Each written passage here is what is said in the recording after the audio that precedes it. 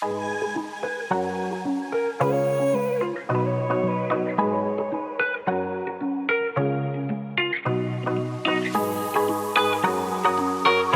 I think we're coming into this final game. It's obviously very tightly balanced at one game all. It's really exciting finish, I think, for it, and it's really worked out really well. The first game won by the Jets, the second one by the Bohemia Stars, and that. So it's really finely balanced. I think the Jets they got into the game really well early on in that first game, and they really had their plans sorted out.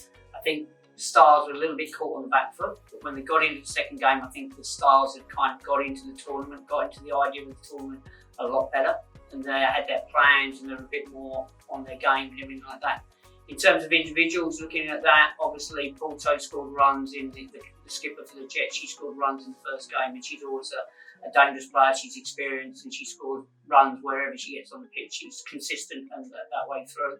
I think obviously as well for the Jets, you've got experienced players who obviously not in the national side now, but been in the national side in the past, like Keanu Gill, and that they'll always provide runs. And you've got some people coming down the order, and that Katie Gibbons got a cameo in that first game and everything like that. So I think there's lots of players there in the Jets that can do damage with the bat, and I think across the board with the ball, I think all the bowlers in those teams are capable of doing something. There's no real standout people and everything like that. I mean, strike bowler, you'd have somebody like Mariko Hill for the Jets, but I think they're all good bowlers there. It's quite a balanced squad. If you look at the Stars and everything like that, again, Carrie Chan, Marianne Bibby, who's obviously got quite an interesting element to her third game. She's going to come out of quarantine after a trip into Pakistan, so that's literally 24 hours before.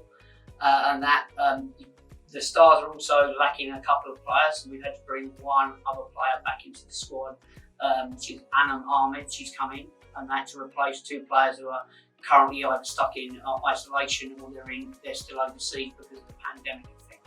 I think it's going to be a great game. It's going to be a great game. I think both teams have got their plans now sorted. They understand the tournament and that. So it's just going to be about who performs on the day, I really think, and that with both bat and ball.